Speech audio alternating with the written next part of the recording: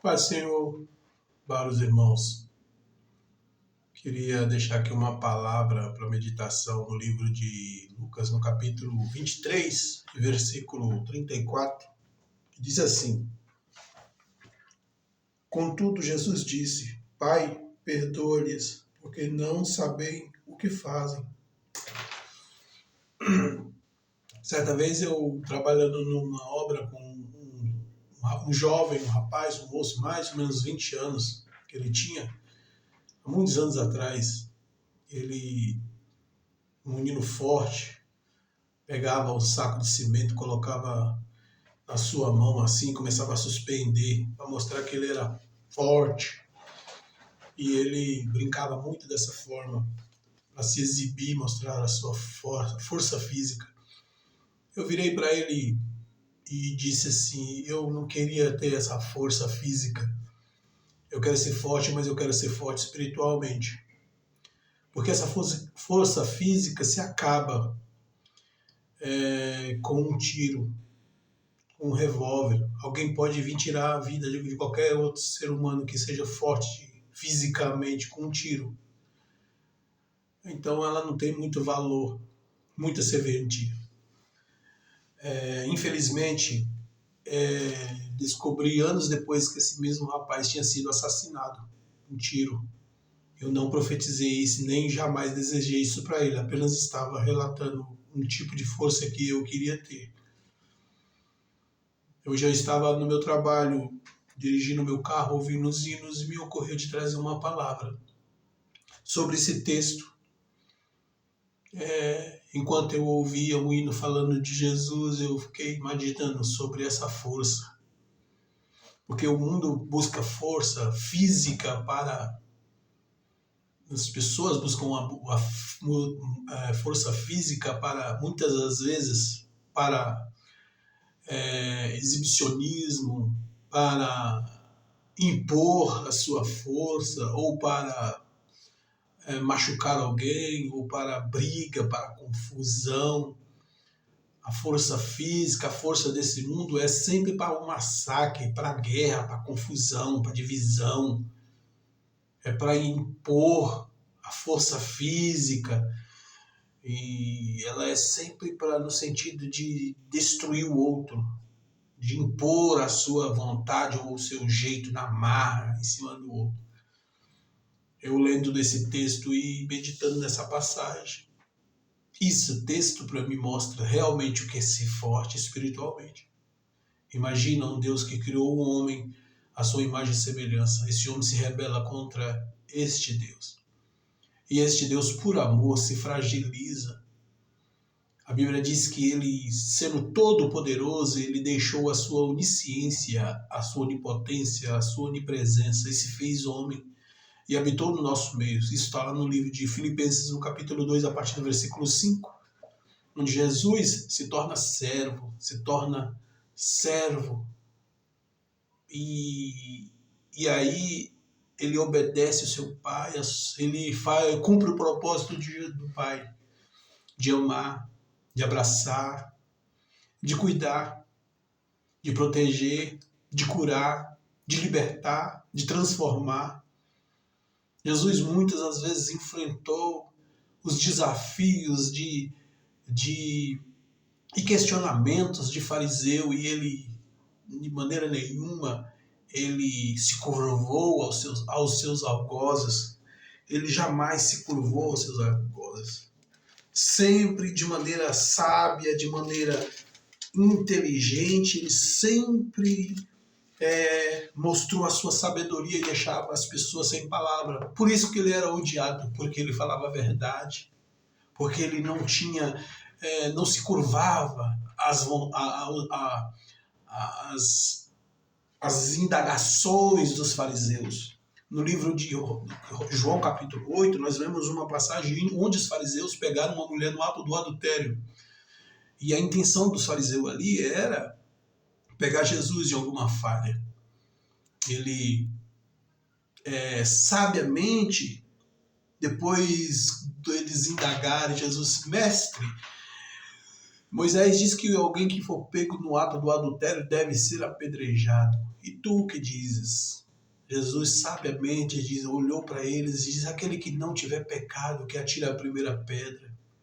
E os algozes daquela mulher foram embora porque todos eles começaram a olhar para si mesmos. Jesus fez eles olhar para dentro deles mesmos, num ato de sabedoria, e mostrou para eles que eles eram incapazes de julgar o pecado daquela mulher, porque eles também eram pecadores falhos. Jesus aqui na cruz do Calvário, a gente vê aqui um Deus todo-poderoso, mas que se fragilizou por amor a nós. Se fragilizou, ele estava aqui no momento de dor. Um Deus que se tornou um bebê, um Deus que se fez uma criança, amamentou nos seios da sua criatura, se deixou carregar no colo, que fez só o bem, e por fazer o que era certo, que era obedecer o Pai, fazer a vontade do Pai, foi crucificado, foi martirizado, oprimido, colocado em uma cruz de espinhos, rasgaram as suas vestes, cuspiram na cara dele. E nada dessas afrontas conseguiu mexer com o seu interior, o seu espírito, o seu ser, o seu caráter. Nada disso foi capaz de abalar as estruturas. Nós, seres humanos, nos abalamos facilmente no meio de um trânsito, quando estamos dirigindo o nosso carro, que alguém vem, nos buzina, ou nos xinga, ou nos ofende de alguma forma, a gente se abala facilmente. Se a gente se abala facilmente dentro da nossa casa, com a nossa esposa, com os nossos filhos, a gente se abala facilmente no nosso trabalho, às vezes com a arrogância dos homens. A gente se abala facilmente na fila de um banco, a gente se abala facilmente na fila, na espera de um banco, de qualquer coisa que nos deixa impacientes, a gente se abala. Ele mostrou a sua grandeza, não se abalou. Pelo contrário, ele, Pai, perdoa, porque eles não sabem o que faz. Isso é ser forte espiritualmente. É você não se deixar abalar pelas circunstâncias que te cercam, pela opressão dos maus, dos homens perversos. É você não se abalar com as decisões erradas dos homens, sabe? E as pessoas não conseguirem atingir o teu interior, não te tirar do foco. Sabe? Isso é ser forte espiritualmente. Isso é ser forte. Um Deus crucificado, um Deus que está numa cruz, crucificado. Isso é ser forte. Eu fico admirado, eu leio um texto desse, porque não é fácil. Às vezes eu olho e falo, Senhor, às vezes mesmo eu fico vendo a mim mesmo. Tem hora que eu olho assim e eu me abalo fácil. Eu falo, Senhor, tem misericórdia de mim, porque eu tenho que mudar. Nós somos assim, sabe? Quando tem hora que nós estamos espiritualmente bem, forte, ligado na palavra, concentrado, meditando. Então, quando vem afronta, e se você está espiritualmente ligado, você releva. Mas tem hora que a carne está mais... Nós estamos mais carnal do que espiritual. Porque essa é a nossa estrutura. Tem hora que a gente está lá em cima, tem hora que a gente está lá embaixo. Olha o profeta Elias, que enfrentou 400 profetas, os 450 profetas de Baal, mas temeu a voz de uma mulher, Jezabel, se acovardou. Essa é a nossa estrutura. Nós somos esse ser, sabe, incapazes de vencer as circunstâncias difíceis da vida. Se não é a mão de Deus, se não é Jesus na nossa vida, a gente sai perdendo, sabe? Nós precisamos de nos relacionar com esse Deus. E foi capaz de deixar a criatura matá-lo, a maldade dos homens matá-lo, surrá-lo, ferir as suas mãos. Este Deus é capaz de tanto. Tudo isso é o amor de Deus fragilizado, um amor que fragiliza. Quem ama se fragiliza. Quem ama, ele se fragiliza, ele sofre. Por quê? Porque ele ama alguém. Quando ele ama alguém, ele se doa por aquele alguém. Jesus aqui se fragilizou por nós, por mim e por você. O que é que você está fazendo com Jesus? Será que você tem ouvido a sua voz? Será que você tem ouvido o seu chamado? Não pense que a vida cristã é uma vida fácil. A vida cristã é uma vida difícil, é uma vida de dor. Jesus disse certa vez: quem quiser vir após mim, negue-se a si mesmo, tome a sua cruz e siga-me. Nós precisamos matar o nosso eu, porque é o nosso eu que nos fazem sermos mundanos, rebeldes. É o nosso eu que nós não queremos deixar morrer, sabe? Jesus, ele se esvaziou de si mesmo.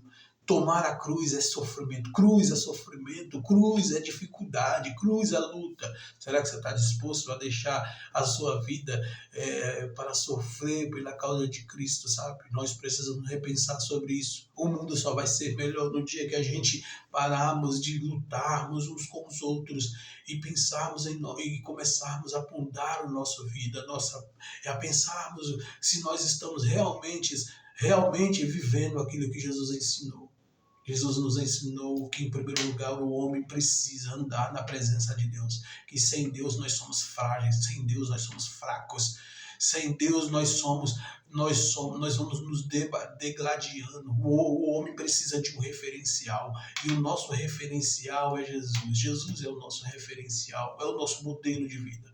O céu é feito de pessoas que vivem de acordo, de maneira semelhante a Jesus. O céu é feito de pessoas que fazem a vontade do Pai. O céu é feito de pessoas que amam a sua palavra. Que Deus abençoe a tua vida. Fique com esta palavra. Eu quero encerrar fazendo uma oração. Deus Todo-Poderoso, obrigado pelo dia, obrigado pela vida daqueles que estão ouvindo essa mensagem. Que o Senhor possa visitar o seu lar, a sua casa. Que o Senhor possa visitar a sua família. Que nós possamos, ó Pai, nos curvar diante de Ti, diante de um Deus que se fragilizou por nós. E que nós possamos, Senhor, reconhecer que somos falhos, que somos pecadores, que precisamos de Ti. Foi os nossos pecados, Senhor, que matou o Senhor. Foi o nosso pecado que feriu o nosso Salvador, que machucou o nosso Salvador. Deus, perdoa as nossas falhas, perdoa os nossos pecados. Nos abraça, nos acolhe esta vida que está ouvindo essa palavra. Cuida dele, cuida dela, guarda a sua família, livra do mal, repreende todo o mal, toda enfermidade. Em nome de Jesus. Amém. Amém. Se você gostou dessa mensagem, se inscreva no nosso canal, compartilha ela, fortalece esse canal. Eu estarei sempre aqui colocando uma mensagem de edificação para a tua vida. Deus abençoe.